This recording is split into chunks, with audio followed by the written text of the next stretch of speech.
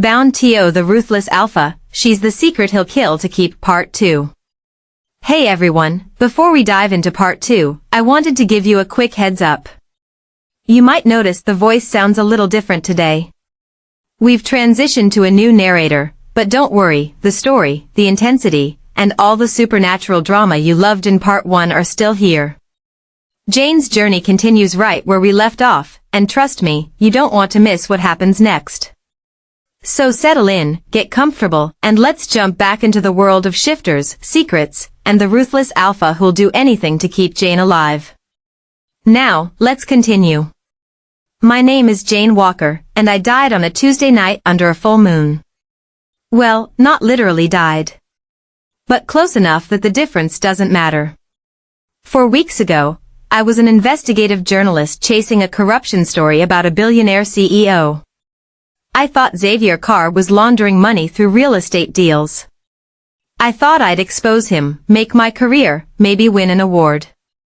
Instead, I pointed my camera at his office window and watched him transform into a wolf. Not a regular wolf. A massive, supernatural predator with amber eyes that found me across the distance and promised violence. The kind of creature that exists in legends and nightmares, not in downtown Seattle on a Tuesday night. I should have died that night. That's the protocol when humans discover the truth about shifters. Clean elimination. No witnesses. No evidence. Just another unsolved disappearance that the police would eventually stop investigating. But Xavier Carr didn't kill me. He offered me a deal instead. Turns out, I'm not quite human. My father was a shifter who fell in love with my mother and walked away from his pack. He married her, had me, and spent 7 years pretending to be human before the council, the governing body of all North American shifters, found out and staged his accident. I carry dormant werewolf genes in my blood. Genes that make me valuable. Genes that complicate the usual kill-on-site protocols. So the council gave me a choice. Undergo transformation and become a shifter, or die. 60-40 odds against survival. 4 weeks to prepare my body and mind. And at the end, the most agonizing experience any human can endure, having your entire genetic structure rewritten by wolf venom while your bones break and reform for hours. I chose transformation. Not because I wanted to be a werewolf.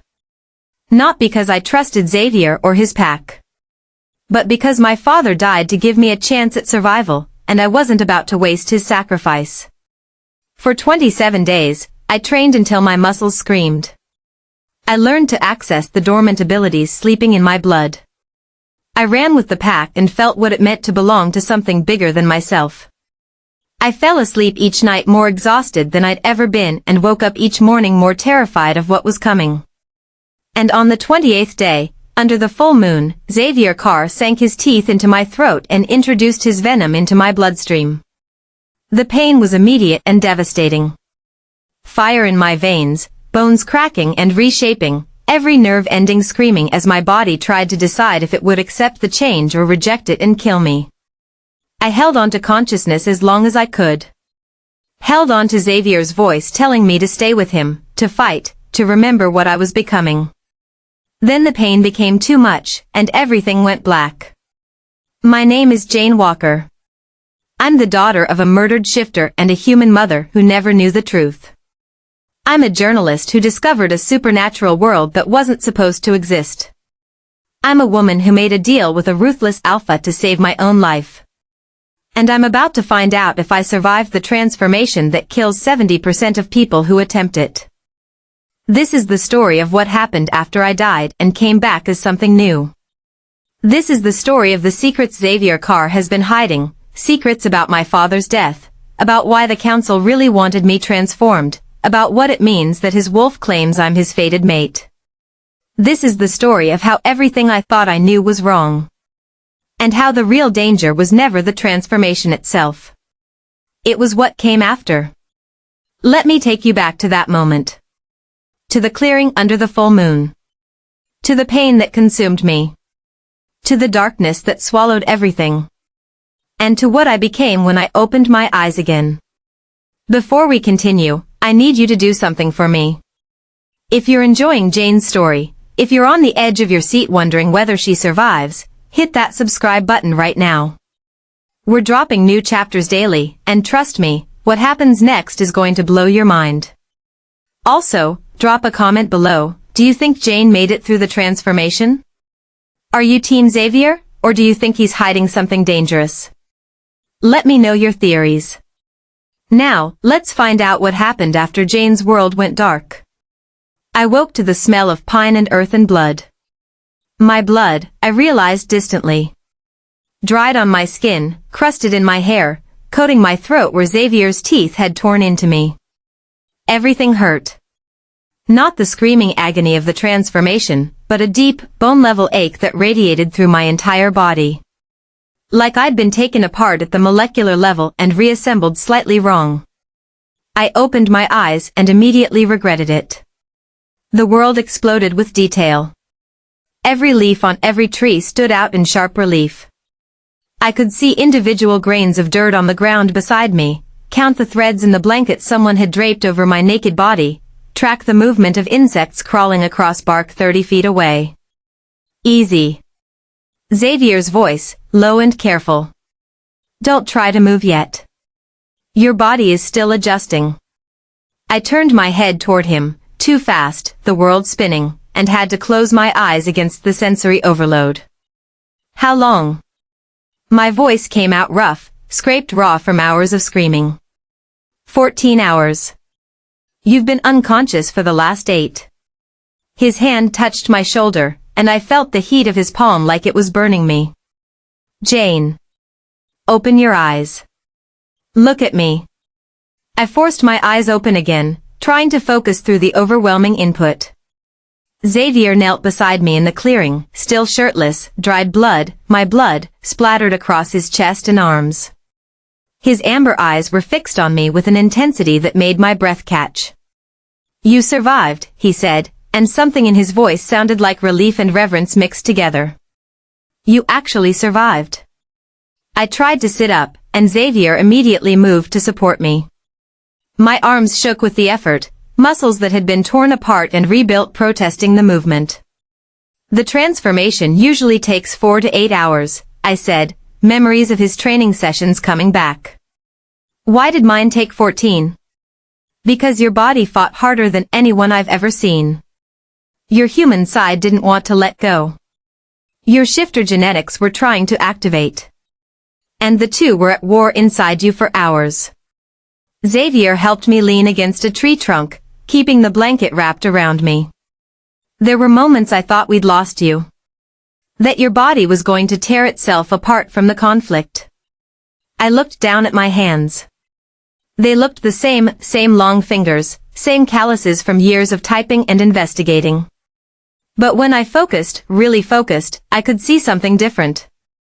A strength in the tendons, a fluid grace in the way my fingers moved. Did it work? I asked. Am I actually a shifter now? I don't know yet. The transformation completed, but whether you can actually shift.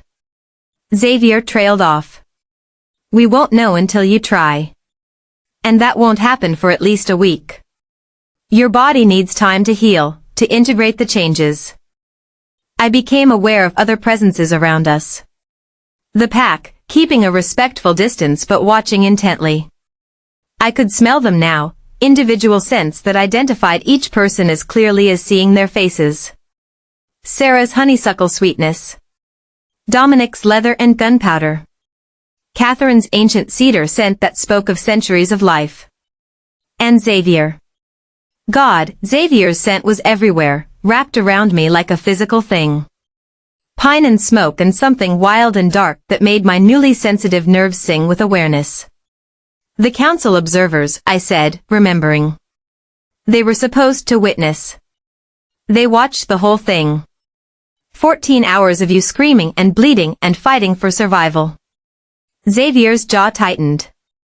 Victoria wanted to declare it a failure and end it. Said no one takes that long unless the body is rejecting the change. I told her if she interfered, I'd rip her throat out with my teeth. I stared at him. You threatened a council enforcer? I told her the truth. You were mine to protect. My responsibility. And no one, not the council, not Victoria, not anyone was going to touch you while you were vulnerable. His hand cupped my face, thumb brushing my cheekbone.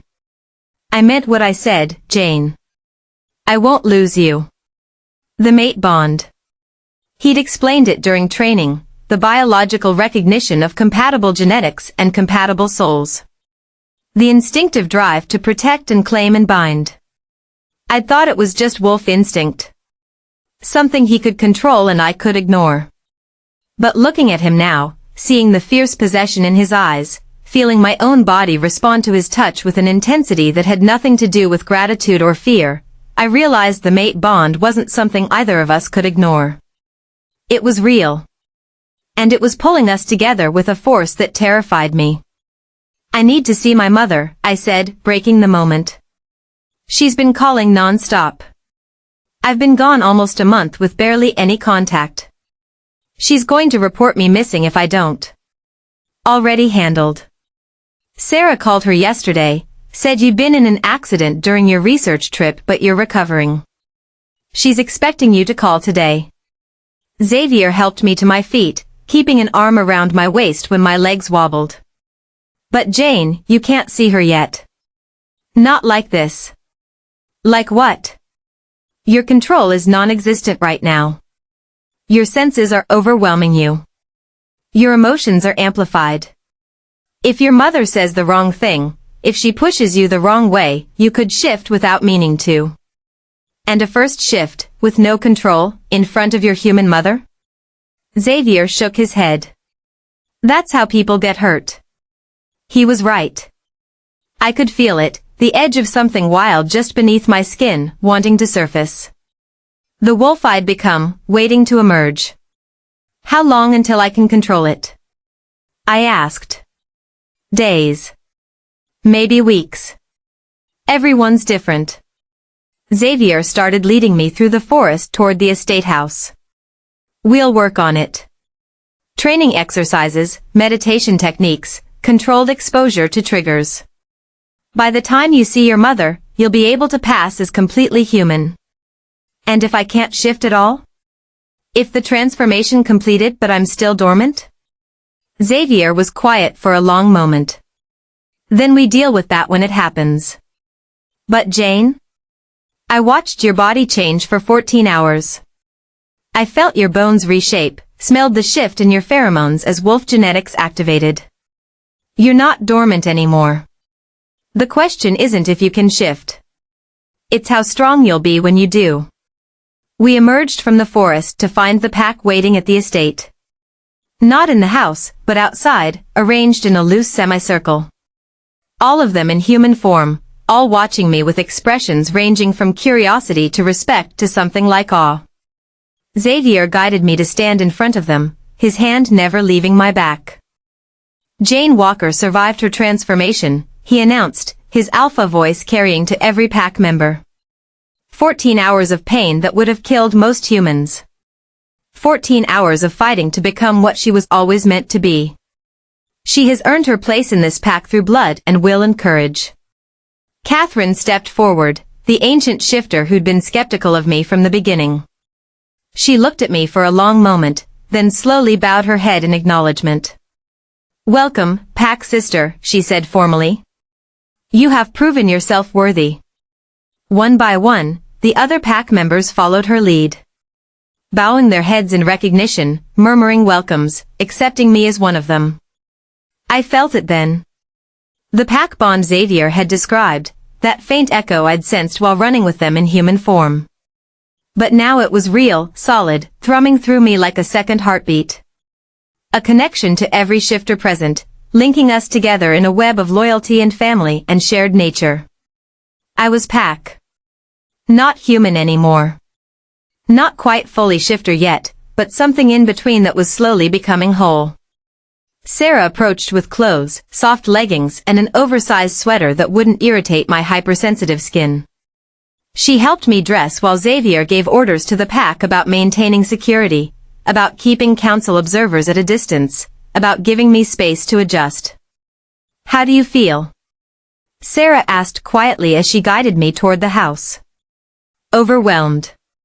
Terrified. Like every nerve ending is on fire and every emotion is cranked up to 11. I looked at her. Does it get easier? Eventually. The first few days are the hardest. But Jane? She smiled. You did the impossible. 70% failure rate, and you survived. That's not luck. That's pure stubborn will. Your father would be proud. My father. David Walker, who'd walked away from pack life for love. Who'd died to protect me and my mother. Who'd given me the genes that made this transformation possible. I wished I remembered him better. Wished I had more than vague childhood memories of a man who smelled like pine and always seemed sad. Xavier's been investigating his death, Sarah continued. Pulling records, calling in favors. He found proof that Victoria Ashford staged the accident on council orders. Your father was executed for loving a human and having a hybrid child. I'd known that. Xavier had told me during preparation. But hearing it again, now that I was Pack, now that I understood what it meant to be shifter, the injustice hit differently. The council killed him and then forced me to transform or die, I said slowly. They murdered my father for having me, then turned me into the very thing he died to protect me from becoming. Yeah. Sarah's voice was gentle. That's council logic. They see it as correcting a mistake. Eliminating the hybrid risk by either killing you or fully activating your shifter side. And now that I'm Pack, what stops them from coming after my mother? She knows about my father. She has to suspect something after his death, after I disappeared for a month. Xavier's protection extends to your immediate family. Your mother is safe as long as she doesn't become a threat herself. Sarah opened the door to my guest suite. Get some rest, Jane. Tomorrow starts training for your first shift. Tonight, just sleep. But I couldn't sleep. My body was exhausted, screaming for rest. But my mind wouldn't shut down, and my newly enhanced senses made everything too loud, too bright, too overwhelming. I stood at the window of my suite, staring out at the forest, watching shadows move between trees. Pack members on patrol, protecting the estate. Protecting me. A knock on my door. Xavier's set reached me before his voice did. Can I come in? I opened the door to find him showered and changed, wearing casual clothes that somehow looked just as imposing as his usual expensive suits. His eyes scanned me quickly, assessing. You should be sleeping. I can't. Everything is too loud. I can hear conversations 3 floors down. I can smell everything within 100 yards. How do you live like this? You learn to filter. To focus on what matters and let the rest fade to background noise. Xavier entered the suite, closing the door behind him. It takes practice, but it becomes second nature. He moved to the window, standing beside me. Close enough that I could feel his body heat, smell the soap he'd used, hear the steady rhythm of his heartbeat. The council will want to see you shift, he said quietly. They'll give us a few days for you to recover, but then they'll demand proof that the transformation fully took. That you're not still stuck between human and wolf. And if I can't shift? Then they'll consider the transformation a failure. And their protocols for failed transformations are clear. He didn't need to elaborate. Failed transformations got eliminated before they could become dangerous. So I have a few days to learn to turn into a wolf or I die anyway. I laughed, the sound brittle. All of this, 14 hours of agony, and I still might not survive.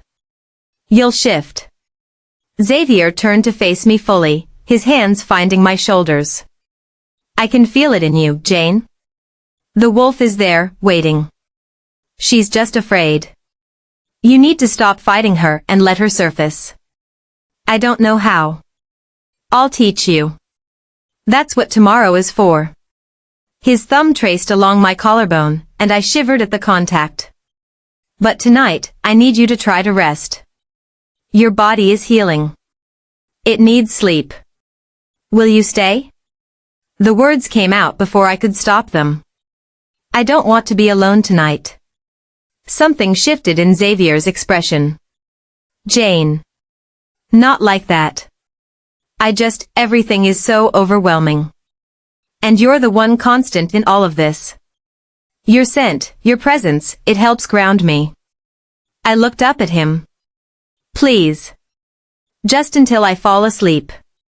He studied me for a long moment, clearly weighing the wisdom of staying versus the pull of the mate bond that wanted him close to me, especially now when I was vulnerable. All right, he finally said. But we're setting some boundaries. You're newly transformed. Your emotions and instincts are heightened. We can't. I know. I'm not asking for that. I'm just asking you not to leave me alone with my own head tonight. Xavier nodded slowly, then guided me toward the bed. I climbed in, still wearing Sarah's borrowed clothes, and he sat beside me on top of the covers. Not touching, just present. Tell me about my first shift, I said, needing the distraction. What will it feel like? Like the transformation, but faster. More intense. Your first shift usually lasts about 30 minutes, bones breaking and reforming, muscles restructuring.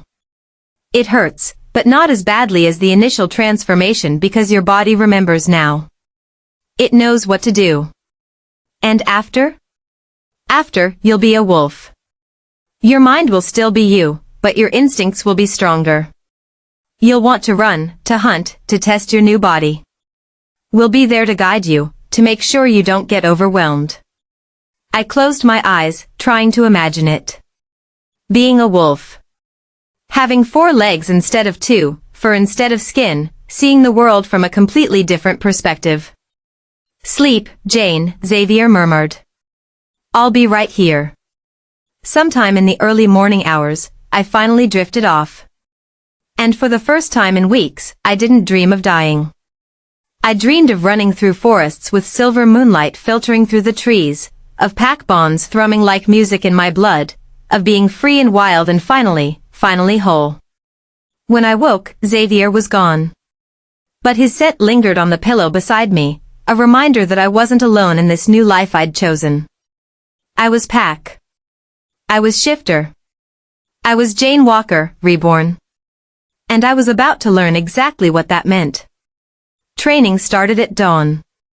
I dragged myself out of bed to find workout clothes laid out and a note in Xavier's sharp handwriting, breakfast first. Then we begin. X. The dining room was quieter than usual, only a handful of pack members present. They glanced at me as I entered, offering nods of acknowledgement but giving me space. The newly transformed needed time to adjust, Sarah had explained. Too much social interaction too soon could trigger defensive instincts. I loaded my plate with protein-y eggs, bacon, steak that was barely cooked, and found myself ravenous in a way I'd never experienced. My body was demanding fuel for the changes still happening at the cellular level. That's normal, Dominic said, sitting across from me. You'll eat like this for about a week. Your metabolism is recalibrating.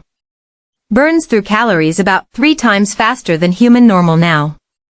So I can eat whatever I want and not gain weight?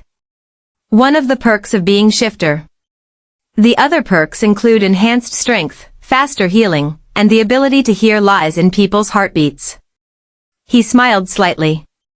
The drawbacks include monthly transformations whether you want them or not, political drama with other packs, and the constant risk of exposure. I chewed my steak, processing that. The full moon forces you to shift? Forces is strong. Encourages heavily. Most shifters transform voluntarily during the full moon because fighting it is uncomfortable. Like trying not to sneeze. Possible but miserable. Xavier appeared in the doorway, dressed in athletic wear that somehow made him look even more dangerous than his usual suits. Ready? No. Absolutely not. But I stood anyway, following him out to the training grounds behind the estate.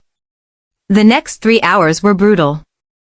Xavier pushed me through exercises designed to activate my wolf instincts, sprinting until my lungs burned, climbing obstacles that tested my strength and agility, fighting hand-to-hand with Dominic while Xavier barked corrections. My body responded in ways that shocked me. I was faster than I'd ever been, stronger, my reflexes sharper. When Dominic came at me with a practice knife, I moved without thinking, disarming him in a fluid motion that felt like muscle memory I'd never built. "Good," Xavier said, and the approval in his voice sent an unwelcome flutter through my chest. "Your wolf is helping you now, lending you her instincts. This is what it means to be shifter, human intelligence combined with wolf instinct." "So when do I actually shift?" I asked, breathing hard. "When you stop trying to control it and just let go." Xavier circled me slowly, predator assessing prey. "You're holding on to your human form like a shield. Afraid that if you let the wolf surface, you'll lose yourself. But that's not how it works, Jane. The wolf is you. You're the wolf. It's not possession. It's integration. Easy for you to say. You were born to this." I was born to wealth and privilege and pack politics I didn't want. The wolf part was just genetics. Xavier stopped in front of me. "But I learned the same lesson you need to learn now. Fighting what you are only makes it harder. Accepting it, embracing it, that's when you become strong. I'm not you. No. You're stronger." He held my gaze. "I never had to choose this life. It was handed to me at birth. You fought for it. Endured 14 hours of agony to earn it. Don't waste that courage by being afraid of your own power now." Before I could respond, a howl echoed from the forest. Long, mournful, definitely a warning. Xavier's entire body went rigid, his head turning toward the sound. "That's the north perimeter. Something's wrong." He shifted so fast I barely tracked it. One moment, man. The next, massive black wolf, already racing toward the trees. "Come on," Dominic said, pulling me toward the house. "Perimeter breaches mean security lockdown. You need to be inside where?" Another howl, closer this time. Cut off mid-sound. Then gunfire. Sharp cracks that made me flinch, completely unnatural in the forest setting. "Hunters," Dominic breathed, his face going pale. "Real hunters. The kind who know what we are."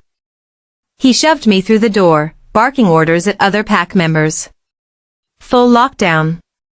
Get everyone inside. Combat shift authorization for anyone ranked beta and higher." Chaos erupted. Pack members running in all directions, some shifting as they moved, others grabbing weapons from hidden caches. Sarah appeared beside me, her face grim. "We haven't had hunters find us in 15 years, she said. "If they're here now, it's not random. Someone told them where to look." My stomach dropped. The council observers. They left yesterday after confirming my transformation. What if they leaked our location? The council doesn't work with hunters. They hate them as much as we do. But Sarah's expression suggested she wasn't entirely convinced. More gunfire, multiple weapons now. Screams from the forest, both human and wolf. I moved toward the door, and Sarah grabbed my arm. "Where do you think you're going?" "Out there. The pack is fighting." "I should." "You can't shift yet. You'd be a liability, not an asset. Stay inside where you're protected." But everything in me rebelled against that. The pack bond thrummed with alarm, with pain, with the need to defend territory and pack mates. My wolf, the one Xavier insisted I had, was clawing at the inside of my skin, demanding to be released. "I can't just hide while they fight," I said.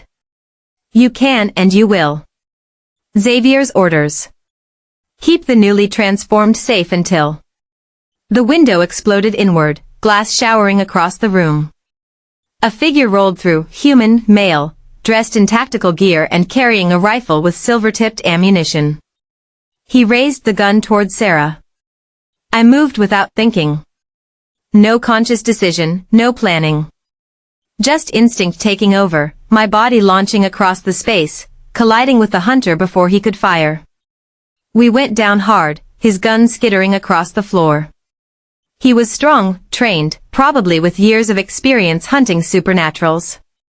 But I was faster, my newly enhanced strength surprising both of us. My hand closed around his throat, and I felt the wolf rising inside me. Not a full shift, but something else. My nails elongating into claws, my teeth sharpening, my eyes, I could feel them, glowing amber. Jane, no. Sarah's voice, distant and unimportant compared to the rage flooding through me. This human had come here to kill Pac. To murder my family. He deserved death. I raised my clawed hand, ready to tear his throat out. Then Xavier's voice cut through the red haze, Jane. Stand down. He was in the doorway, human form, blood splattered across his clothes. Not his blood, I noted with relief.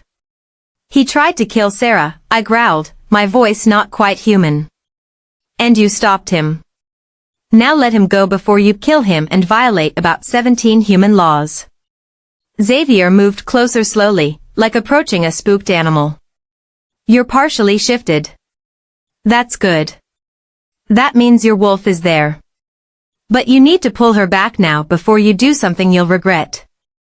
I looked down at the hunter beneath me, at the terror in his eyes, at how close I'd come to murder. With effort, I forced the claws to recede, felt my teeth return to normal, pulled the wolf back beneath my skin. The hunter scrambled away the moment I released him, only to find himself surrounded by pack members. Dominic zip-tied his hands with casual efficiency. How many? Xavier asked. Just me, the hunter spat.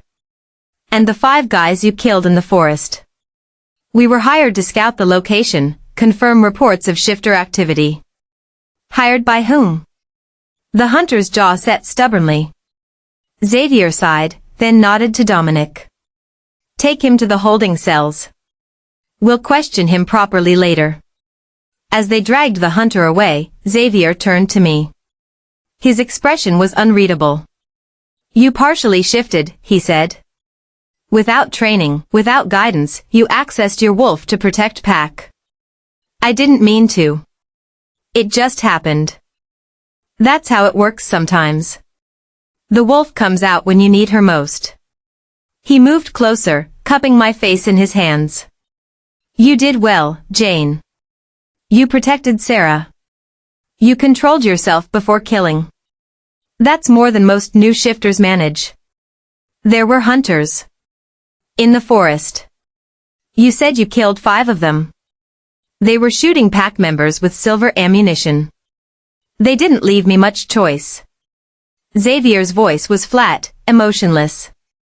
This was an organized attack, Jane. Professional hunters with intel on our location and numbers. Someone gave them that information. The council? Possibly. Or someone else who wants to destabilize my pack. He released me, turning to address the pack members gathered in the room. Double the perimeter guards. I want security sweeps every hour. And someone find out who the hell hired those hunters before more show up. The pack dispersed to follow his orders. Sarah approached, looking shaken but unharmed. Thank you, she said to me. If you hadn't moved when you did, you would have done the same for me. Yeah. I would have. She smiled, genuine warmth in her expression. Welcome to pack life, Jane. Where protecting each other is instinct, not choice. All right, before we go any further, if your heart is racing right now, if you're desperate to know who sent those hunters and what Xavier's really hiding, you need to subscribe. Because part 3 is going to reveal secrets that'll change everything you thought you knew about this story. Hit that bell notification so you don't miss it. And seriously, drop a comment, who do you think betrayed the pack? The council? Someone inside? Let me know your theories. Now, back to Jane's story. The cleanup took hours. Bodies removed from the forest, bullet casings collected, blood washed away before any human hikers might stumble across evidence of a massacre. I watched from the estate windows, still processing what I'd done. How easily the wolf had surfaced when I needed her. How close I'd come to killing someone. First time is always the hardest, Catherine said, appearing beside me. The ancient shifter looked tired, blood dried on her clothes. Taking a life, even in defense, it changes you. I didn't actually kill him. But you wanted to. I could smell it on you. The rage, the protective instinct. That's pack bond manifesting, Jane. You've only been transformed 2 days, and you're already willing to kill for us. That's not weakness. That's belonging. I turned to face her. Someone sent those hunters specifically after this pack. Someone who knew our location and numbers. Who would do that? Catherine's expression darkened. Plenty of enemies to choose from. Xavier's been alpha for 50 years. He's made unpopular decisions, stepped on powerful toes, challenged council authority when he thought they were wrong. The list of people who want to see him fail is extensive. But timing it right after my transformation? That feels specific. You're perceptive. That quality will serve you well in pack politics. Catherine moved toward the door. Xavier's called a pack meeting for tonight. 8 p.m. in the Great Hall.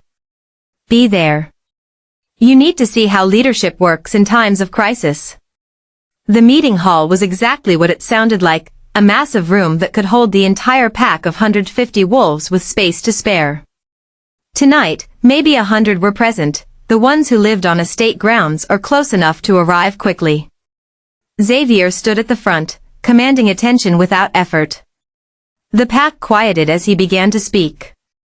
Today, we were attacked by professional hunters with military-grade weapons and specific intelligence about our location and defenses. 5 hunters died in the engagement. 1 was captured. Xavier's voice carried to every corner of the room. This was not random. This was targeted. And we need to understand who sent them and why. Murmurs rippled through the crowd. Anger, fear, speculation. The captured hunter claims they were hired anonymously through dark web channels. Paid in cryptocurrency to scout this location and report back on shifter activity. They didn't know specifically that we were here, just that something supernatural was in this area. Someone's fishing, an older pack member called out. Testing defenses, seeing how we respond. That's my assessment as well, Xavier agreed. Which means this was likely a probe, not the main attack. More will come. The room erupted with voices. Suggestions, arguments, demands for action. Xavier let it go for 30 seconds, then his alpha command cut through the noise. Enough. Instant silence. I've already authorized increased security measures. Perimeter guard rotation doubled, advanced warning systems upgraded, and I've called in favors from allied packs for additional muscle if needed. Xavier's gaze swept the room. But I want to address the elephant in the room. The timing of this attack, 2 days after the council observers left following Jane Walker's successful transformation, is suspicious. All eyes turned to me. I forced myself to stand straight, to not show weakness under the scrutiny. Some of you are wondering if Jane brought this threat with her. If her presence here, her survival of transformation, somehow triggered this attack. Xavier's voice was hard. I'm telling you now, that's not what happened. Jane earned her place in this pack through blood and courage. She protected Sarah from a hunter today using instincts she barely understands. She's one of us now, and anyone who suggests otherwise answers to me personally. The pack accepted this with varying degrees of enthusiasm. Most seemed convinced by Xavier's authority. A few still looked skeptical. The real question, Xavier continued, is whether the council leaked our location. Whether they decided that my protection of Jane violated enough of their protocols that they'd rather see this pack destroyed than allow her to live as a shifter. That's a serious accusation, Alpha, an elderly woman said. The council has its flaws, but they don't work with hunters. That's been true for centuries. Normally, I'd agree. But these aren't normal circumstances. Xavier pulled up images on the large screen behind him, documents I recognized from his investigation into my father's death. 21 years ago, the council ordered David Walker's execution for marrying a human and having a hybrid child. They used Victoria Ashford, their enforcer, to stage a car accident. Clean, professional, no evidence of shifter involvement. My chest tightened. Seeing the proof laid out like that, official council documents authorizing my father's murder, made it real in a way that Xavier's earlier explanation hadn't. Then, 4 weeks ago, David Walker's daughter witnessed a transformation. Discovered what she was. And I chose to transform her rather than eliminate her, directly defying council recommendations. Xavier's expression was grim. The council may have decided that subtle elimination through hunter attack was preferable to openly challenging my authority. They get Jane killed along with enough of my pack to weaken my position, and they maintain plausible deniability. The pack erupted again, this time with real anger. The idea of the council betraying them to hunters hit a nerve I hadn't expected. Alpha. A voice cut through the chaos. I turned to see a man I didn't recognize, maybe mid-40s, with steel gray hair and cold eyes. If the council has truly moved against us, we need to respond with strength. Not harbor the human who brought this down on our heads. Xavier's eyes flashed amber. Careful, Garrett. You're questioning my judgment. I'm protecting the pack. Which is what you should be doing instead of risking everything for a woman you've known a month. Garrett stepped forward, and I felt the challenge in his posture. With all due respect, Alpha, the mate bond is clouding your judgment. Jane Walker is a liability we can't afford. The temperature in the room seemed to drop. Pack members shifted nervously, sensing the confrontation building. You think I'm weak? Xavier's voice was dangerously quiet. You think sentiment is making me careless? I think you're compromised. And when an alpha is compromised, pack law allows for challenge. Oh shit. I'd learned about challenges during training. Any pack member could challenge the alpha for leadership, though most were smart enough not to. The challenges were brutal, often fatal, and even if the challenger lost, they rarely remained in the pack afterward. Garrett, don't be stupid, Catherine said sharply. Xavier's been alpha for 50 years. You've been beta rank for maybe 10. You're not ready for that fight. Maybe not. But someone needs to remind him that pack comes before personal feelings. That we don't risk everything for one newly transformed female who might not even survive her first full shift. I felt Xavier's rage building through the pack bond, a wave of dominance that made my knees weak. But before he could respond, I heard myself speaking. You're right. Everyone turned to stare at me. Xavier's expression was thunderous. I am a risk, I continued, moving through the crowd toward the front. My legs shook but I kept walking. I'm newly transformed. I can't fully shift yet. I'm the daughter of a shifter who violated pack law. And my presence here has potentially compromised this pack's security. Everything you said is true. I stopped in front of Garrett, looking up at him. But what you're missing is that I didn't ask for any of this. I was doing my job, investigating corruption, when I stumbled into a world I didn't know existed. I was given a choice, transform or die. I chose survival. I chose to fight for a place in this pack, not because I wanted power or privilege, but because I wanted to live. My voice strengthened as I spoke. Xavier protected me when he didn't have to. He trained me, prepared me, kept me alive through a transformation that kills most people. You want to blame someone for putting this pack at risk? Blame the council who murdered my father. Blame the hunters who attacked us. Blame whoever leaked your location. But don't blame Xavier for choosing mercy over murder. Garrett's expression didn't change. Pretty speech. Doesn't change the facts. You're a weakness we can't afford. Then maybe you should challenge me instead of Xavier. The words came out before I'd consciously decided to say them. You think I'm weak? Prove it.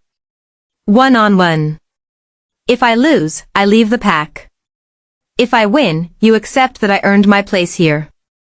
The room went completely silent. Xavier grabbed my arm, pulling me back. Jane, what the hell are you doing? Protecting you, I said quietly. He wants to challenge you because of me. So let him challenge me instead. I take the risk, not you. You can't take a challenge. You've been transformed for 2 days. You can't even fully shift yet. He'll tear you apart. Maybe.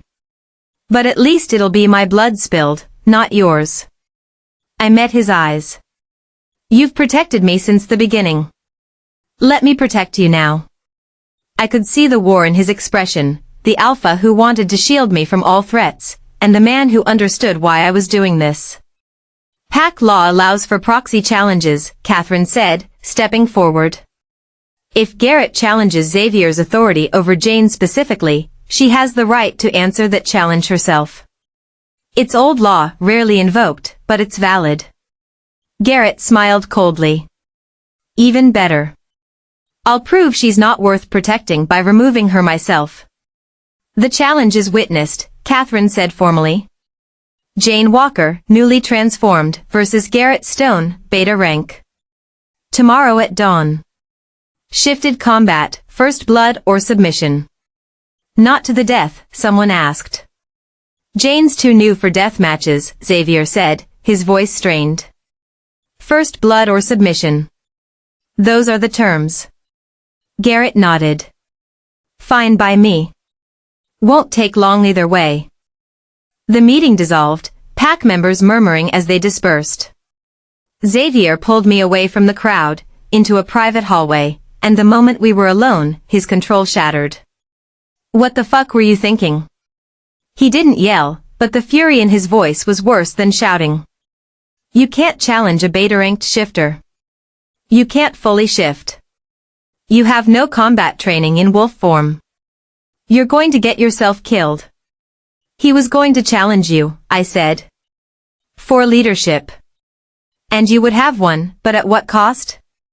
You'd have to kill him or permanently exile him. Either way, it would fracture the pack. This way, it's just about me. If I lose, I leave, and you maintain pack unity. If you lose, you die. First blood doesn't mean minor injury, Jane. It means whoever draws blood first wins. And a beta-ranked wolf against a newly transformed one? He'll rip your throat out in the first 30 seconds. Then I guess I need to learn to shift in the next 12 hours. Xavier's hands gripped my shoulders hard enough to bruise. This isn't a joke. This isn't some noble sacrifice. This is suicide, and I won't allow it. You don't get to allow or disallow. I issued the challenge. Pack law says it has to happen. I reached up, touching his face. I know you want to protect me. I know the mate bond is screaming at you to stop this. But Xavier, I have to do this. I have to prove I'm not just some weakness you're harboring. I have to earn my place for real. You already earned it by surviving the transformation. Not to everyone. Garrett isn't the only one who thinks I'm a liability. I can smell it on half the pack. The skepticism, the resentment. If I back down now, I'll never have their respect. But if I fight, even if I lose, at least they'll know I was willing to bleed for this pack. Xavier closed his eyes, breathing carefully. When he opened them again, some of the fury had been replaced by resignation.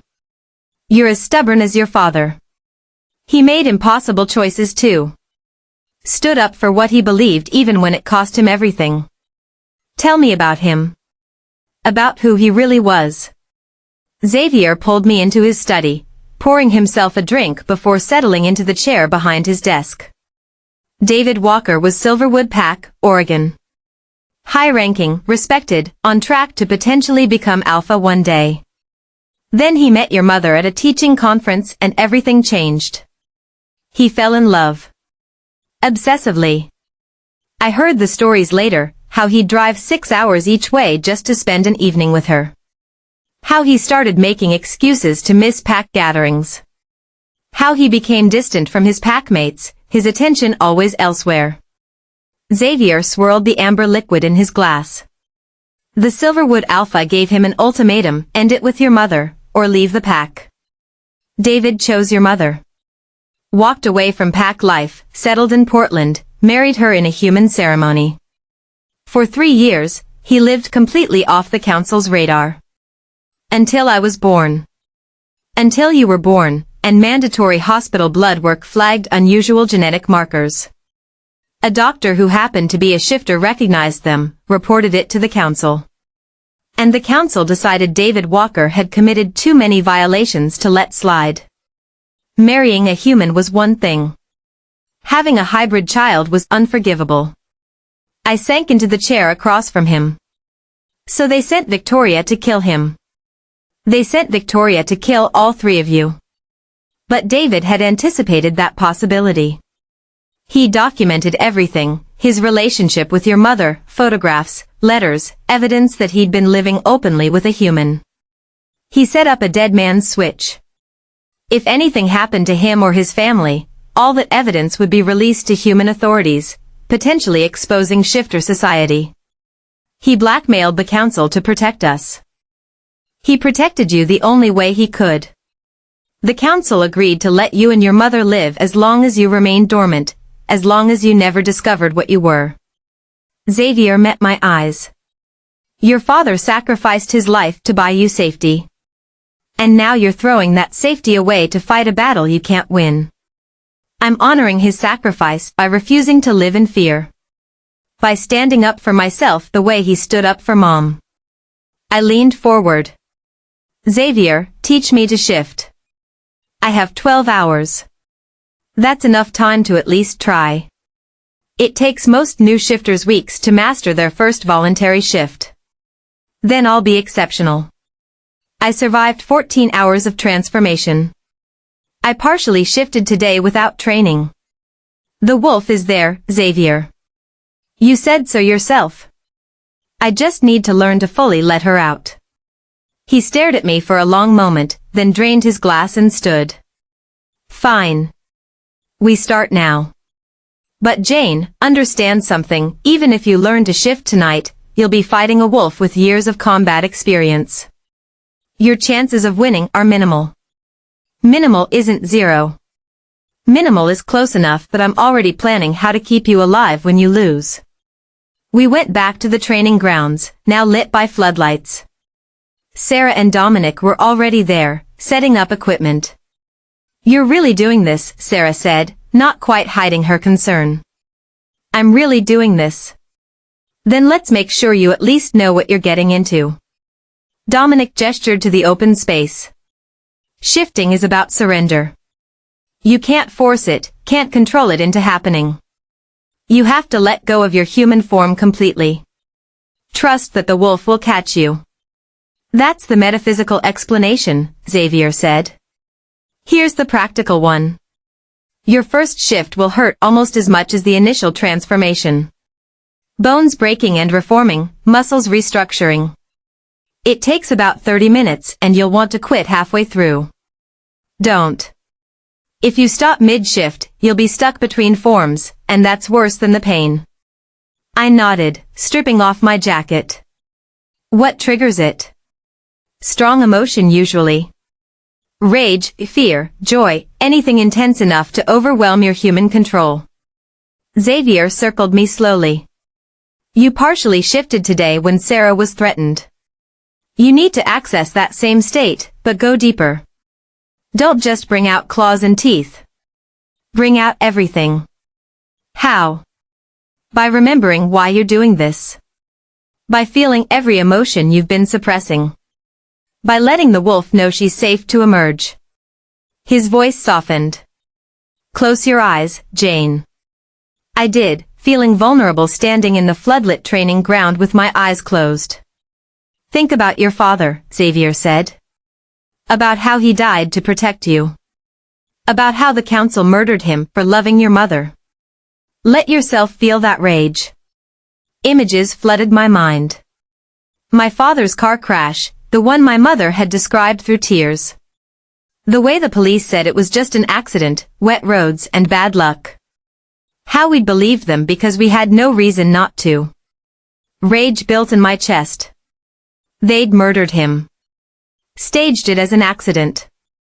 Let my mother grieve thinking it was random tragedy when it was calculated execution. Good, Xavier murmured. I can smell your anger. Now think about the council giving you the same choice they gave your father. Transform or die. How they forced you into this life not because you wanted it, but because they decided you weren't allowed to exist as you were. More rage. They'd stolen my choice. Turned me into something I didn't ask to be. Forced me to risk death rather than let me live as a dormant shifter in peace. Now think about Garrett. About him threatening your place here. About him calling you weak, a liability, something to be discarded for convenience.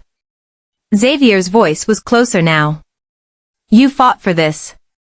You earned this through blood and pain and will. And now some beta-ranked wolf who doesn't know you thinks he can just remove you? Let yourself feel how much that pisses you off. The rage crystallized into something sharp and focused. I'd survived the transformation. I'd protected Sarah. I'd earned my place in this pack through courage and stubborn refusal to die quietly. And Garrett thought he could just kill me and erase all of that. Fuck. That. Pain exploded through my body, familiar from the transformation but intensified. My bones cracked and reformed, my spine elongating, my face pushing forward into a muzzle. I fell to my hands and knees as they became paws, as fur rippled across my skin, as my human form shattered and rebuilt into something new. I heard myself screaming, but the sound came out as a howl. Long, agonized, defiant. And then it was over. I stood on 4 legs, panting, my vision shifted to wolf's perception, less color, more movement, sense overwhelming my awareness. My body felt strange, powerful, perfectly balanced in a way my human form never had. Holy shit, Sarah breathed. She did it. On the first try. I turned my head, too fast, nearly overbalancing, and found Xavier staring at me with something like awe. Jane, he said carefully. You're shifted. Fully shifted. That shouldn't be possible. Not this fast. I tried to respond and only managed a low growl. Right. Wolves can't talk. That was going to take getting used to. Don't try to speak yet. Just focus on staying shifted, on feeling comfortable in this form. Xavier moved closer slowly. Walk forward. Nice and easy. I took a step and immediately stumbled, my legs not coordinating properly. For legs required different balance than 2. I tried again, moving more carefully, learning the rhythm of paw placement and weight distribution. Good. Now turn. Slowly. I managed a clumsy turn, nearly tripping over my own feet. Or paws. Whatever. This is going to sound strange, Dominic said, but try running. Movement helps new shifters adjust faster than standing still. I pushed into a run, and suddenly everything clicked. The wolf's body was made for this, for speed and power and fluid motion. I ran circles around the training ground, getting faster as I learned the mechanics, feeling the joy of movement in this new form. Xavier shifted, his black wolf appearing beside me. He matched my pace easily, then accelerated, pulling ahead. Showing me what was possible. I pushed harder, my legs eating up ground, wind rushing past me. Not as fast as Xavier, not nearly as controlled, but fast enough to feel the thrill of it. We ran for maybe 10 minutes before Xavier slowed, leading me back to where Sarah and Dominic waited. He shifted back to human form, not seeming bothered by his nudity. "You need to shift back now," he said. "The longer you stay shifted the first time, the harder it is to return. Focus on your human form. Remember what it feels like. Picture yourself with 2 legs, hands instead of paws, human face instead of muzzle." I tried. Closed my wolf eyes and imagined being human again. Nothing happened. Panic fluttered in my chest. I was stuck. I'd shifted too fast, too easily, and now I couldn't get back. "Jane." Xavier's hand on my furred shoulder, grounding. "Breathe. You're not stuck. You're just scared. Fear makes shifting harder in both directions. Let go of the panic and try again." I forced myself to calm, to breathe deeply. Pictured my human body, my human face. Remembered what it felt like to have hands that could hold things, a voice that could speak. The shift came slower this time, less explosive. My bones were formed with grinding pain, my muzzle receding into a human face, fur disappearing beneath skin. I collapsed on the ground, naked and gasping and completely exhausted. Sarah threw a blanket over me immediately. That was incredible. Most new shifters take weeks to manage their first voluntary shift. You did it in 12 hours. "She's stronger than anyone expected," Xavier said, his voice strange. "First partial shift in combat, then full shift on first attempt, minimal adjustment period to wolf form. Jane, your genetic markers didn't just indicate dormant shifter blood. They indicated powerful shifter blood." I pulled the blanket tighter around myself. "Is that good or bad? For tomorrow's fight?" "Good. You at least have a chance now." Xavier helped me to my feet. "For everything else?" "Complicated. Powerful shifters attract attention. The council will be very interested in exactly how strong you can become." "One problem at a time," I said. "Right now, I need to figure out how to win a fight against Garrett." We spent the next 6 hours training. Xavier taught me basic wolf combat, how to use my lower center of gravity as an advantage, how to target vulnerable areas, how to protect my own throat and belly. Dominic drilled me on stamina management, explaining that most fights were won by whoever tired out first. Sarah worked on my shifting speed, having me transform back and forth until I could manage it in under 5 minutes either direction. By the time the sky started to lighten, I was exhausted, covered in bruises from practice fighting, and terrified of what was coming. But I was ready. As ready as someone with 2 days of shifter life could be. The pack gathered at dawn in a clearing deep in the forest. Traditional challenge grounds, Sarah explained. Neutral territory where pack disputes had been settled for generations. Garrett was already there, stripped down to basketball shorts, radiating confidence. He stretched lazily, like this was just a routine workout instead of a fight that might kill me. Xavier hadn't left my side since we arrived. His presence was the only thing keeping me from completely panicking. "Remember," he said quietly. "He's faster and stronger than you. Don't try to match him in direct combat. Use your size, you're smaller, more agile. Make him chase you until he makes a mistake. And if he doesn't make a mistake? Then you make one happen." Xavier cupped my face, forcing me to look at him. "Jane, listen to me. If it looks bad, if you're losing badly, submit. Don't let your pride get you killed. There's no shame in recognizing when you're outmatched. But. No buts. Your life is more important than your pride. Promise me you'll submit if you have to." I wanted to argue, but the desperation in his eyes stopped me. "I promise." He kissed my forehead, brief and fierce. "Fight smart. Fight dirty if you have to. And remember that wolf combat isn't about honor. It's about survival." Catherine stepped into the center of the clearing, her ancient authority commanding attention. "This is a formal challenge. Jane Walker, newly transformed, has been called weak and unworthy by Garrett Stone, beta rank. She answers that challenge in personal combat. Shifted form, first blood or submission. Both combatants acknowledge the terms? Acknowledged, Garrett said. Acknowledged, I replied, my voice steadier than I felt. Then strip and shift. We begin when both wolves enter the circle. I pulled off my clothes, handed them to Sarah, and called on the wolf. The shift came easier now, almost natural. Pain and reformation, and then I stood on 4 legs, my wolf senses taking in everything, Garrett's confidence scent, Xavier's barely contained rage, the pack's anticipation. Garrett shifted a moment later. His wolf was massive, easily twice my size, brown fur threaded with gray. His eyes were cold and intelligent and completely focused on me. Catherine raised her hand. First blood or submission? Begin. Garrett lunged immediately, covering the distance between us in 2 powerful strides. I dodged left, barely avoiding his jaws, his teeth snapping shut inches from my throat. Too close.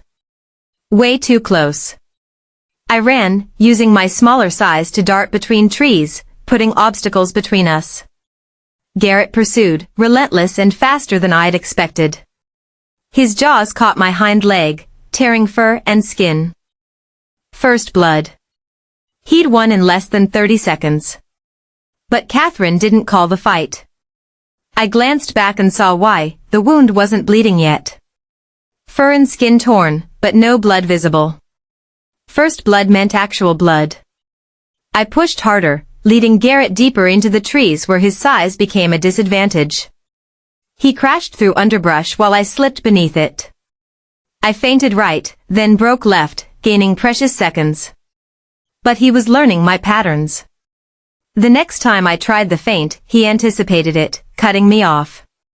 His paw slammed into my side, sending me tumbling. I rolled to my feet, but he was already there, his jaws closing around my shoulder. Pain exploded through me. Definitely blood this time.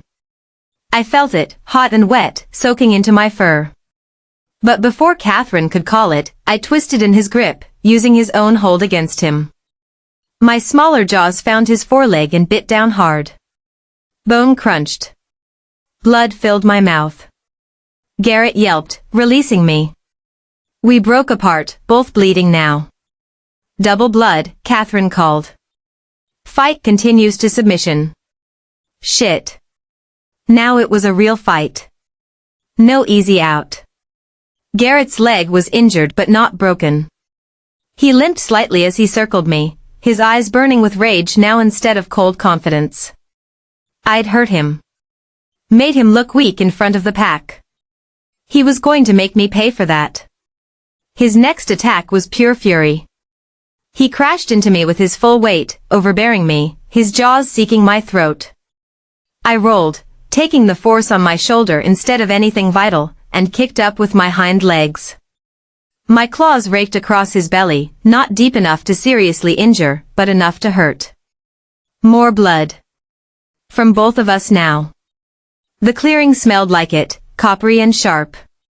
We fought with desperate intensity, trading wounds, neither giving ground. My smaller size let me dodge his worst attacks, but his experience meant he landed more hits than I did. Blood matted my fur, made the ground slippery beneath my paws. I was losing. Slowly but inevitably. Each exchange left me weaker, slower. And Garrett, despite his injuries, still had reserves I'd already exhausted. Xavier's words echoed, submit if you have to. Your life is more important than your pride. But something in me rebelled against that. I'd survived the transformation. I'd earned this place. I wouldn't give it up without using everything I had. Garrett lunged again, and this time I didn't dodge. I met him head-on, my smaller body slamming into his injured leg. He stumbled, just for a second, and I was already moving. Under his guard, jaws finding his throat. Not biting. Just holding. Teeth against the vulnerable spot where one snap would kill him. We froze, both of us breathing hard. Pack law said first blood or submission. I had his throat. If I wanted to, I could end this permanently. But I'd promised Xavier. No unnecessary killing. I held the position, waiting. Giving Garrett the chance to submit. For a long moment, he didn't move. Then, slowly, his body went limp in the submission posture. Acknowledging defeat. I released him immediately, stepping back. Blood dripped from my muzzle, his blood and mine mixed together. Submission. Catherine's voice rang out. Jane Walker is victorious. The pack erupted. Some in celebration, some in shock. I could barely hear them over the roaring in my ears. I'd won. Holy shit, I'd actually won. My legs gave out, exhaustion finally catching up. I collapsed on the bloody ground, too tired to even shift back to human form. Xavier was there instantly, his hands gentle as he checked my wounds. You crazy, brilliant, stubborn woman, he muttered. You almost gave me a heart attack. I managed a weak tail wag. That was Wolf 4 worth it, right? Sarah appeared with clothes and medical supplies. Let's get you shifted back and cleaned up. You're bleeding from about 12 different places. The shift back was agony with my injuries, but I managed it. Xavier wrapped me in a blanket the moment I was human again, his arms tight around me. You won, he said, like he couldn't quite believe it. Against a beta-ranked wolf, 2 days after transformation, you actually won. I had a good teacher, I mumbled against his chest. And pure stubborn will. That's putting it mildly. He pulled back to look at me. You're going to have scars from this, Jane. But you've also just earned the respect of every pack member who witnessed it. No one will question your place here again. I looked past him to where Garrett lay, being tended by pack medics. Our eyes met briefly. He nodded once, a gesture of acknowledgement if not quite respect. I'd proven myself. Through blood and pain and refusing to quit, I'd earned my place as pack. Now I just had to survive long enough to enjoy it. Because somewhere out there, whoever had sent those hunters was planning their next move. And the council was watching, waiting to see if I'd become the asset or the threat they anticipated. My transformation was complete. My place in the pack secured. But the real challenges were only beginning. The hunters were just the beginning. The council's true game is about to be revealed. And Xavier's darkest secret, the one he'd kill to keep, is closer to the surface than Jane realizes. Subscribe now so you don't miss the final part, where everything changes. Comment below, what do you think Xavier's hiding? And who really sent those hunters? Let me know your theories. Until next time, keep running with the pack. Welcome back to the final part of Jane's transformation journey. This is it, the conclusion you've been waiting for. All the secrets, all the betrayals, everything Xavier's been hiding comes to light. If you haven't listened to parts 1 and 2, go back now because this ending won't make sense without them.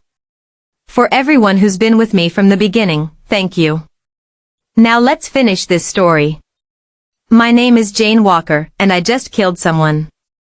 Not Garrett. He survived our challenge fight, limped away with his pride wounded but his life intact. The medics patched him up, Catherine gave him a lecture about challenging people above his weight class, and within 24 hours, he was back to normal pack activities. No, the person I killed came 3 days after my victory. 3 days of healing from the fight, of learning to control my shifts, of settling into pack life like I'd always belonged there. 3 days of thinking I'd finally found safety. I should have known better. The attack came at midnight. Not hunters this time, something worse. A shifter, but wrong somehow.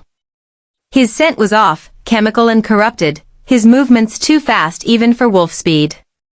He came through my bedroom window in a silent explosion of glass, shifted mid-leap, jaws already reaching for my throat. I shifted on pure instinct. The wolf came instantly now, 2 seconds from human to animal. I met his attack with my own, our bodies colliding in mid-air, crashing to the floor in a tangle of fur and fangs. He was stronger than me. Faster. Enhanced beyond normal shifter abilities by whatever corruption tainted his scent. But I'd learned something in my fight with Garrett: pure strength doesn't always win. Sometimes you win by being willing to do what your opponent isn't. When his jaws closed around my foreleg, I didn't try to pull away. I pushed forward, driving deeper into his grip, getting close enough that my own jaws could reach his exposed throat. I bit down with everything I had. Blood flooded my mouth, hot and wrong tasting. The corrupted shifter thrashed, tried to pull away, but I held on. Held on until his movements slowed, until his heartbeat faded, until he went completely still beneath me. By the time Xavier and the guards burst into my room, it was over. I stood over the body, still shifted, covered in blood that was mostly not mine, my wolf form trembling with post-combat adrenaline. Jane. Xavier's voice, carefully controlled. Shift back. Let me see you're okay. I shifted, the transformation quick now, almost effortless. My human body was marked with bruises and cuts, but nothing serious. Nothing that wouldn't heal in a few days with shifter metabolism. Xavier wrapped a blanket around me, then knelt beside the dead shifter. He touched the body carefully, sniffed, his expression darkening with each passing second. Enhanced, he said finally. Chemically modified. Someone's been experimenting with forcing shifters beyond their natural limits. Who? My voice was hoarse. I don't know. But this is the third enhanced shifter attack in the Pacific Northwest in the last month. Someone's building an army of these things. Xavier stood, his jaw tight. And they just sent one specifically after you. Dominic appeared in the doorway, took one look at the scene, and swore.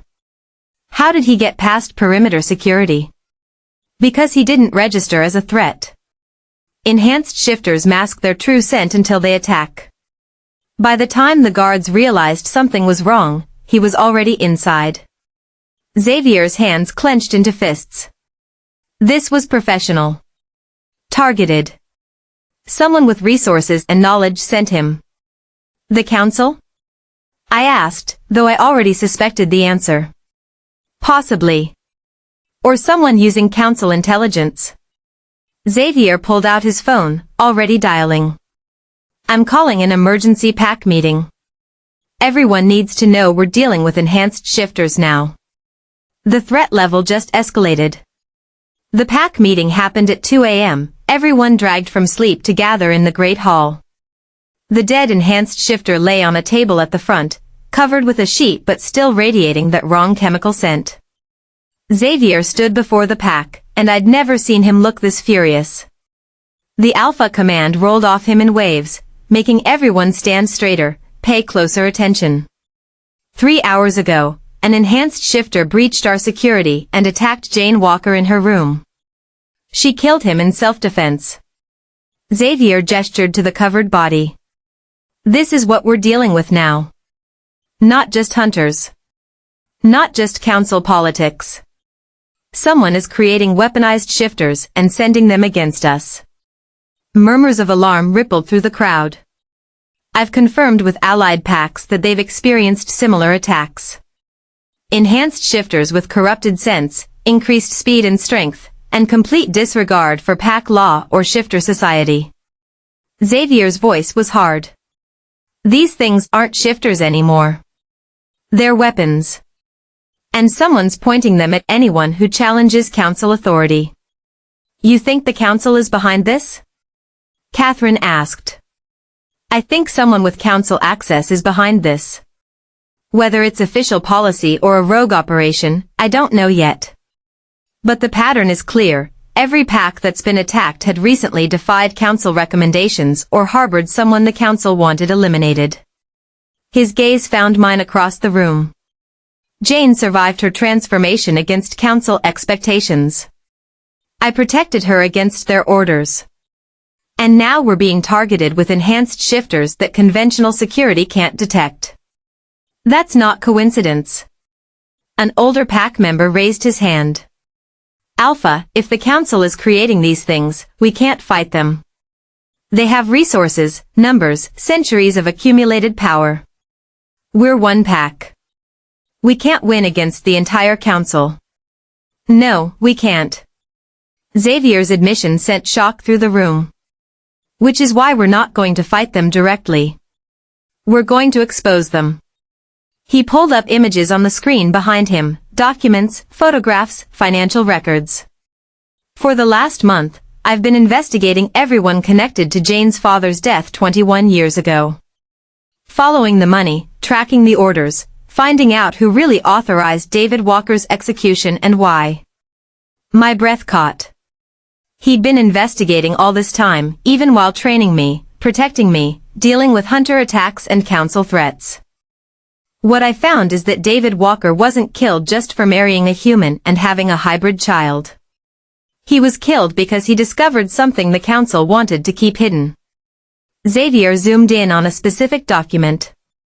5 months before his death, David filed an official complaint with the council. He discovered evidence that certain council members were conducting genetic experiments on shifters without consent. Trying to enhance natural abilities, create super soldiers, build an army. The room erupted. Voices shouting questions, demands for clarification, expressions of disbelief. Xavier waited for silence, then continued. David threatened to expose the experiments to other packs, to human authorities if necessary. So the council eliminated him and made it look like an accident. They let his widow and child live because killing them would draw attention to what they were hiding. But they kept watching, I said, the pieces falling together. Kept tabs on me my whole life. And when I witnessed a transformation, when I became a problem again, they decided to finish what they started with my father. Exactly. Except this time, they couldn't just kill you outright. Too many people knew about you, about the mandatory transformation order.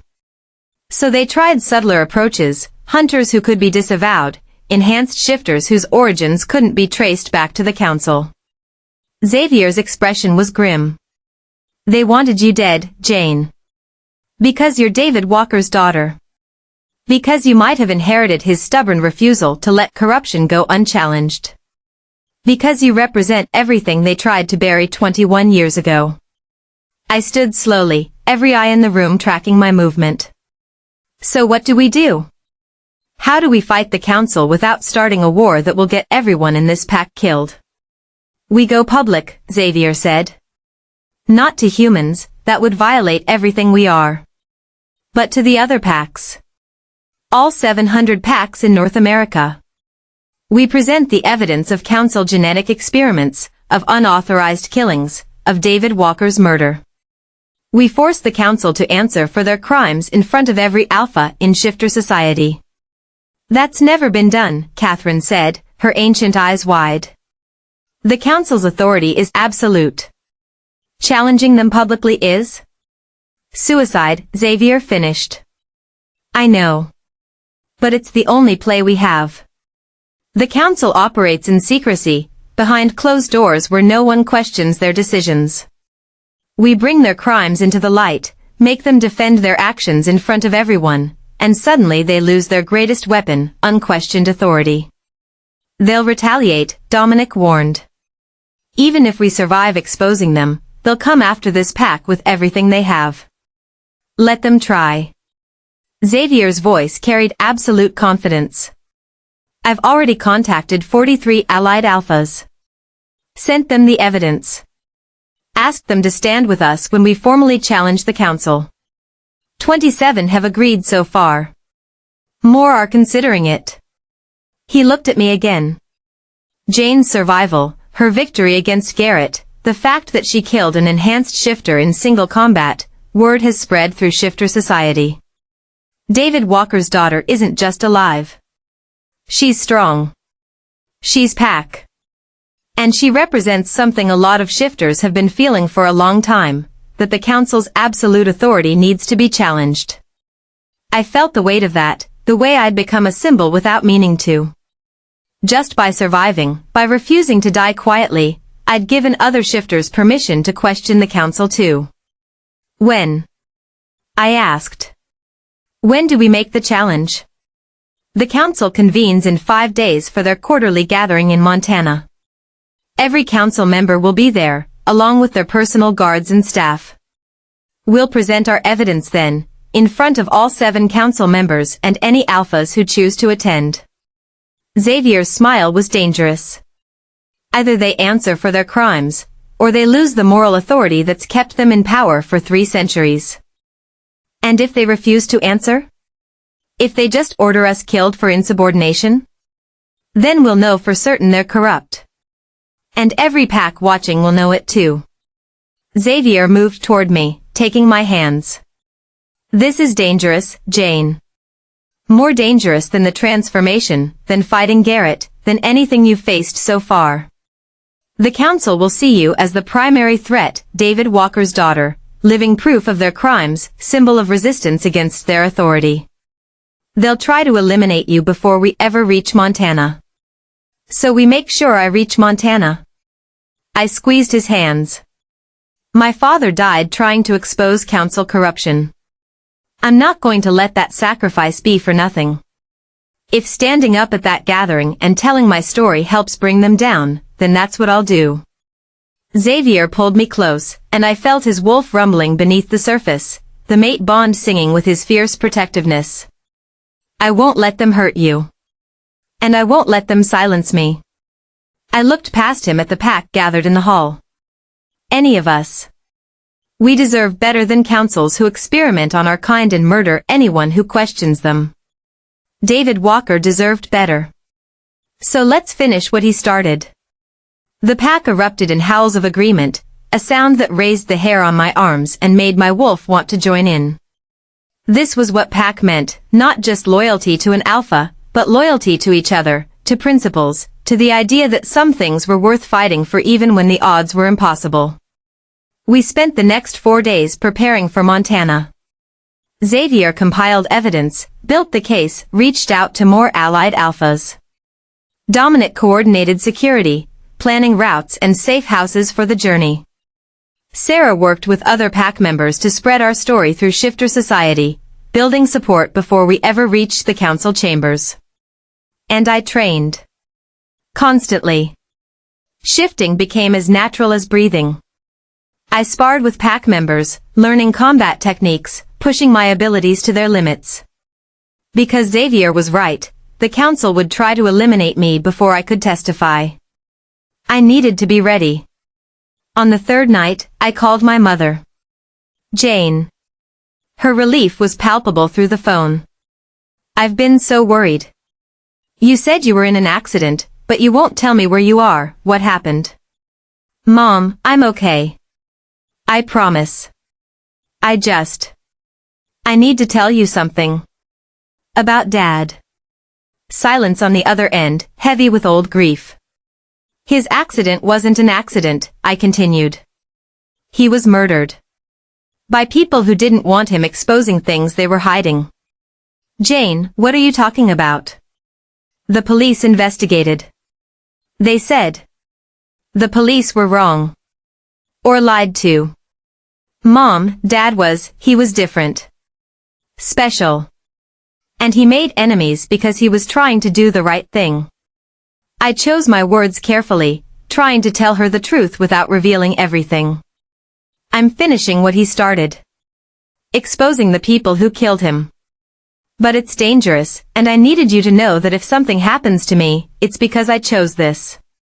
Because Dad's death mattered, and someone needs to make sure it wasn't for nothing. My mother's voice shook. Jane Elizabeth Walker, you tell me right now what kind of danger you're in. I can't. Not yet. But Mom, Dad died protecting us. Protecting me specifically. And I've learned things, become things he wanted me to be. I'm strong like he was. Stubborn like he was. And I'm going to make sure the people who killed him answer for it. Then I'm coming with you. Wherever you are, whatever you're doing. No. You stay safe. That's what Dad wanted most. You staying safe and happy and as far from this as possible. I blinked back tears. I love you, Mom. I'm sorry I can't explain everything. But soon, this will be over, and I'll come home and tell you everything. All the things Dad never got to tell you about who he really was. He was a good man, my mother said fiercely. Whatever else he was good. And he loved us more than anything. I know. That's why I'm doing this. For him.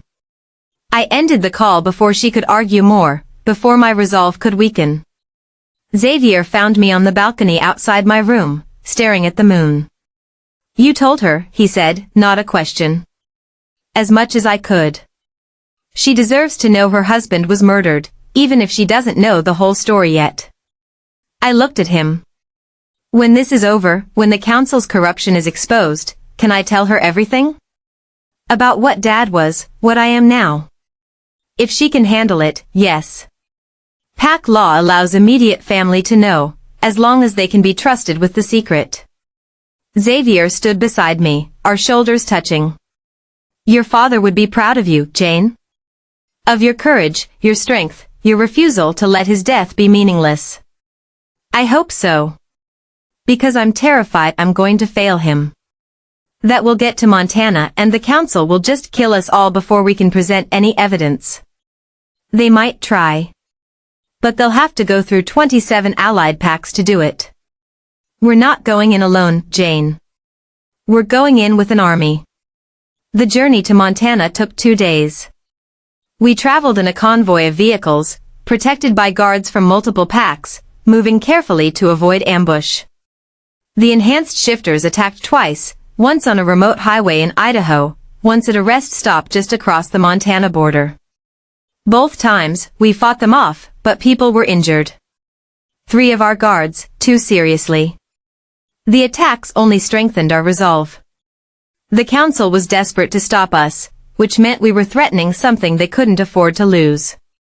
We reached the council chambers on the 5th day.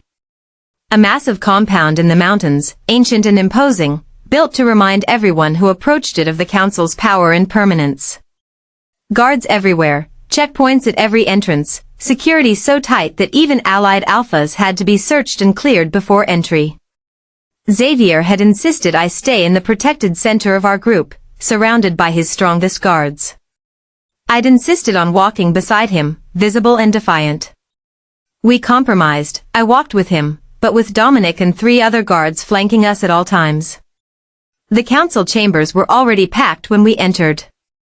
Hundreds of shifters, alphas from packs across North America, council staff, guards, witnesses. The 7 council members sat at an elevated platform at the front, ancient and powerful, their combined presence like a weight pressing down on everyone in the room. Counselor Victoria Ashford, the one related to Victoria the Enforcer, looked directly at me as I entered. Her expression promised death.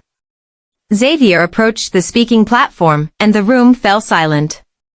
This was unprecedented, an alpha calling for a formal council hearing, demanding they answer charges of corruption and murder.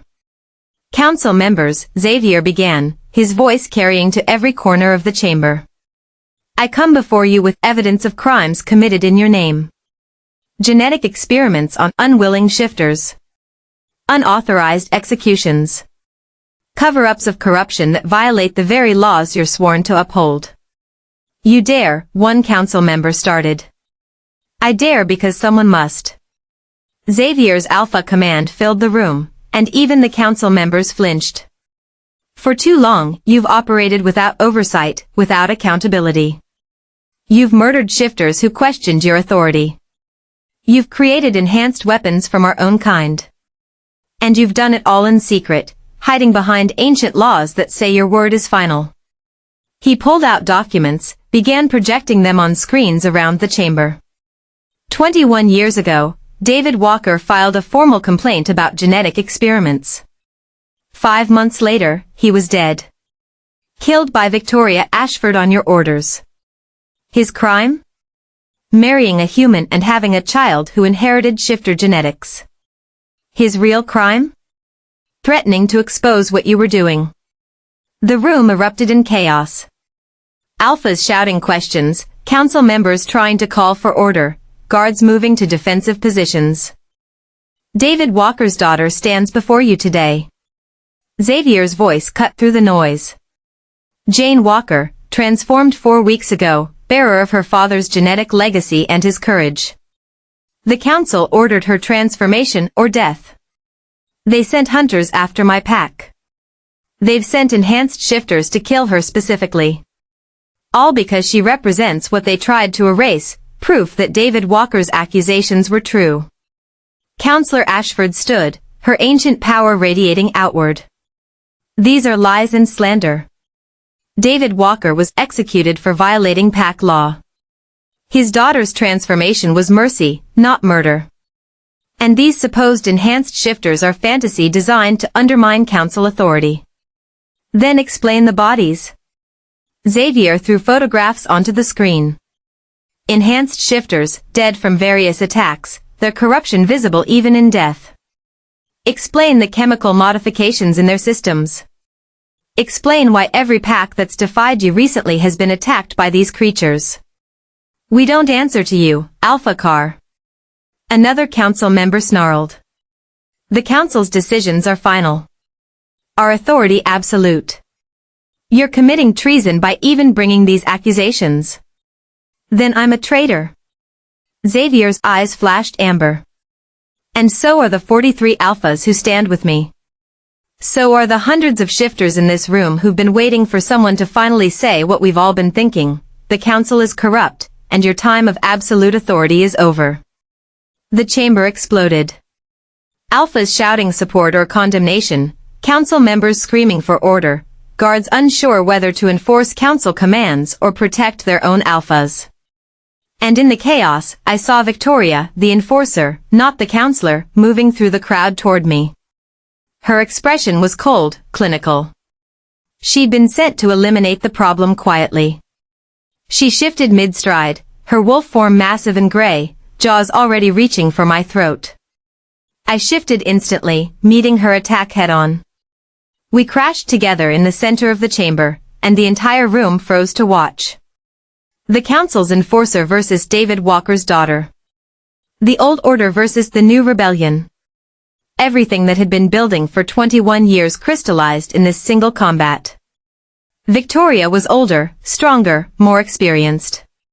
She'd killed hundreds of shifters over her centuries of service. She knew every technique, every weakness, every way to end a fight quickly and brutally. But I had something she didn't. I had rage. I had purpose. I had the combined will of everyone who'd been silenced by council authority. And I had my father's stubborn refusal to die quietly. We fought with savage intensity, tearing at each other, blood spattering the marble floor. She was better than me in every measurable way. But I didn't need to be better. I just needed to refuse to lose. When her jaws closed around my throat, instead of panicking, I remembered Xavier's training. Used the hold against her, twisted my body, got my own jaws on her exposed belly and bit down with everything I had. Victoria yelped, releasing me. We broke apart, both bleeding, both breathing hard. Submit, I growled, the sound barely human even in wolf form. Never, she snarled back. We circled each other, and I saw it in her eyes, she knew she wasn't going to win this. I was younger, had more stamina, was willing to take damage to land hits. She could kill me, maybe, but I'd hurt her badly in the process. And everyone was watching. If she killed me here, in front of hundreds of witnesses, after Xavier's accusations, it would confirm everything he'd said about the council's corruption. She shifted back to human form, raising her hands in surrender. Enough. I shifted back too, blood dripping from a dozen wounds, but standing. Victorious. I yield, Victoria said, loud enough for everyone to hear. Jane Walker has proven herself in combat. I acknowledge her right to stand here, to testify, to live. The chamber went silent. Counselor Ashford stood slowly. You yield? You, the council's enforcer for 3 centuries, yield to a newly transformed hybrid? I yield to David Walker's daughter, Victoria corrected, something like respect in her ancient eyes. She fights like he did. With honor and stubbornness and absolute refusal to accept defeat. If this is what hybrid genetics produces, perhaps our policies on human-shifter relationships need reconsideration. The betrayal in Counselor Ashford's expression was unmistakable. Her own relative, her enforcer, had just sided with the rebellion. Fine, the counselor spat. Let the hybrid speak. Let her tell her story. It won't change anything. The council's authority remains absolute. I stepped forward, still naked and bleeding from the fight, but standing tall. Xavier moved to give me his shirt, and I pulled it on gratefully. My name is Jane Walker, I said, my voice carrying through the silent chamber. 4 weeks ago, I was human. I was a journalist investigating what I thought was corruption.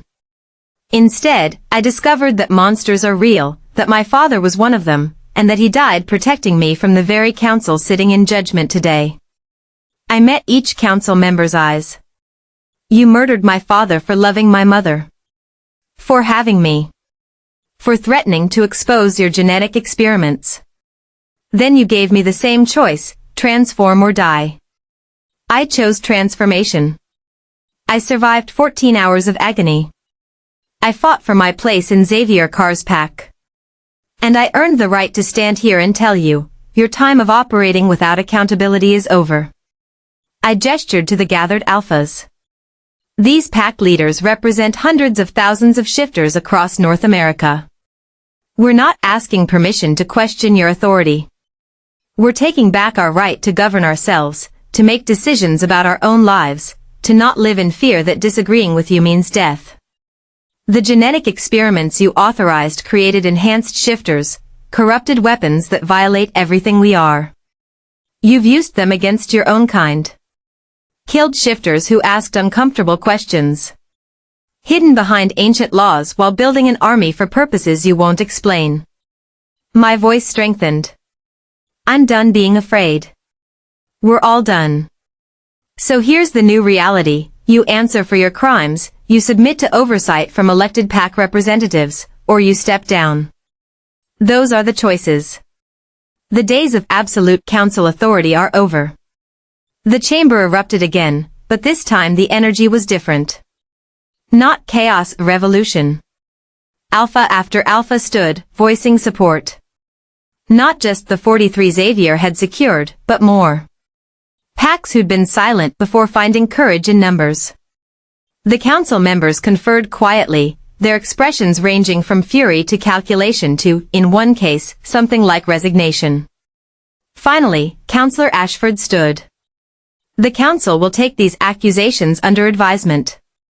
We will convene a formal inquiry into the genetic experiments and David Walker's death. And we will consider restructuring council authority to include pack representation. It wasn't everything. But it was something. A crack in absolute authority, acknowledgement that change was coming. Not good enough, Xavier said. We want immediate transparency. Full disclosure of all genetic experiments. And we want the council members responsible for David Walker's murder to step down. That would be all of us, one council member said quietly. We all voted for his execution. Unanimously. The admission sent shock through the chamber.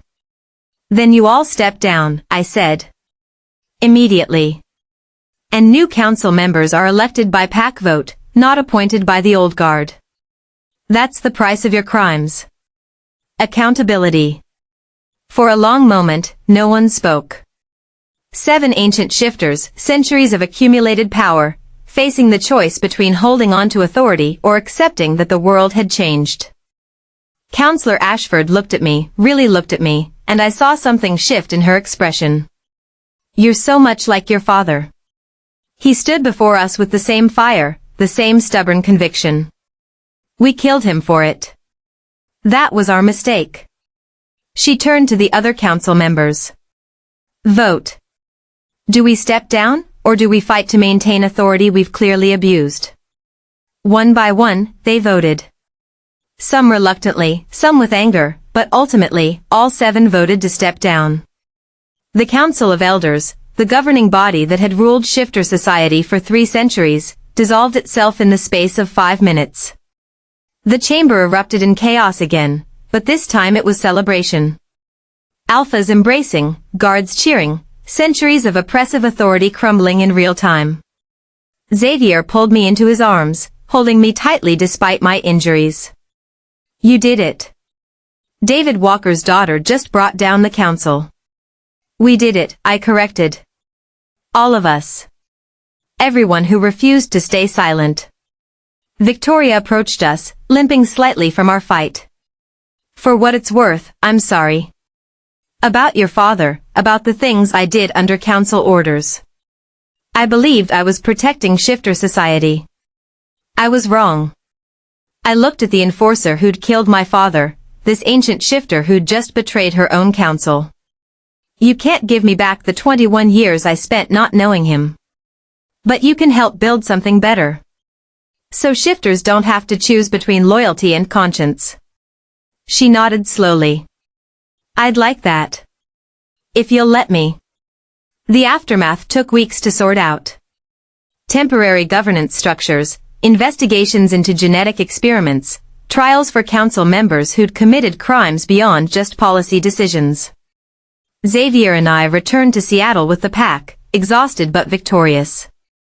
The threat level dropped immediately, no more enhanced shifters, no more hunters, no more council enforcers sent to eliminate problems. I finally visited my mother, bringing Xavier with me. We sat in her living room, and I told her everything. About Dad, about what I'd become, about the world that existed in the shadows of the human one. She took it better than I expected. Maybe because she'd always suspected Dad was different, special. Maybe because seeing me happy and strong and alive was more important than the details of how I'd gotten there. He loved you so much, she said, tears streaming down her face. Everything he did, every choice he made, it was all to protect you. To give you the life he couldn't have. I know. And I'm going to make sure his sacrifice mattered. That no other shifter has to die for loving someone or asking questions. I took her hand. I wish you could have known what he really was. But I think part of you always did. I knew he was mine, she said simply. That was enough then. And knowing you're carrying on his legacy, fighting for what he believed in, that's enough now. 3 months after the council dissolved, I stood in the clearing where I'd fought Garrett, watching the pack run under a full moon. My transformation had become effortless, shifting between human and wolf as natural as breathing. Xavier found me there, his black wolf form magnificent in the moonlight. He shifted to human, completely comfortable in his skin, both kinds. How does it feel? He asked. 3 months as a shifter. Was it worth it? I thought about everything I'd gained. Pack bonds that felt like family, abilities I'd never imagined, a purpose that went beyond just survival. And I thought about what I'd lost, my normal human life, my anonymity, the comfortable ignorance of not knowing monsters were real. It was worth it, I said. All of it. The pain, the fear, the fighting. Because I found where I belong. Who I'm supposed to be. And who's that? I smiled, shifting into my wolf form, gray fur with hints of brown that must have come from my father. David Walker's daughter. Xavier Carr's mate. Member of the Carr pack. And someone who refuses to let corruption and fear win. Xavier shifted too, his larger black wolf pressing against my side. The mate bond hummed between us, no longer denied or ignored. We'd finally acknowledged it, the biological recognition, yes, but also the genuine connection that had grown through shared danger and mutual respect. We ran together into the forest, 2 wolves among many, pack bonds singing through the night. Behind us, the rest of the pack followed, a family bound by more than just genetics or proximity. We were bound by choice. By loyalty. By the shared understanding that some things were worth fighting for, even when the cost was everything. My name is Jane Walker. I'm a shifter, a journalist, a daughter honoring her father's memory, and a woman who learned that sometimes the monsters aren't the ones with fangs and claws. Sometimes the monsters are the ones who demand absolute authority and punish anyone who questions it. And sometimes, the greatest act of courage is refusing to stay silent, even when silence would be safer. This was my transformation story. Not just from human to shifter, but from someone who hid from danger to someone who faced it head-on. From a woman who thought she was ordinary to someone who discovered she was always meant for extraordinary things. The council is gone. The genetic experiments exposed. The old order replaced by something new, something better. But there are still threats out there. Still corrupt shifters who preferred the old ways. Still mysteries about my father's life that I haven't uncovered. So this isn't really an ending. It's a beginning. The beginning of a new era for shifter society. The beginning of my life as Pac, as Xavier's mate, as David Walker's legacy. The beginning of understanding that being bound to a ruthless alpha doesn't mean being controlled. It means being protected, challenged, and loved by someone who sees your strength and refuses to let you settle for anything less than everything you're capable of. Xavier Carr may be ruthless. But he's also loyal, principled, and willing to risk everything for what's right. And I'm the secret he'd kill to keep, not because I'm weak or helpless, but because I'm powerful enough to change everything. To challenge the status quo. To refuse to accept that things have always been done a certain way, so they must continue that way forever. We run through the forest, wolves under the moon, and I finally understand what my father felt when he chose my mother. Why he walked away from pack life, why he risked everything for love. Because some things are worth more than safety. Some connections go deeper than genetics or tradition. And sometimes, being bound to someone isn't about chains or control. It's about choosing to stand together, fight together, transform together into something neither of you could have been alone. This is my story. The story of Jane Walker, human journalist turned shifter warrior. The story of how I found my place in a world I never knew existed. The story of how one woman's refusal to die quietly helped bring down 3 centuries of corrupt authority. And it's just the beginning. Because now that I know what I'm capable of, now that I've tasted the power of standing up for what's right even when it's terrifying, I'm never backing down again. The moon is full. The pack is running. And I'm finally, completely, wholly alive. This is who I was always meant to be. And I wouldn't change a single agonizing second of the journey that brought me here. The end.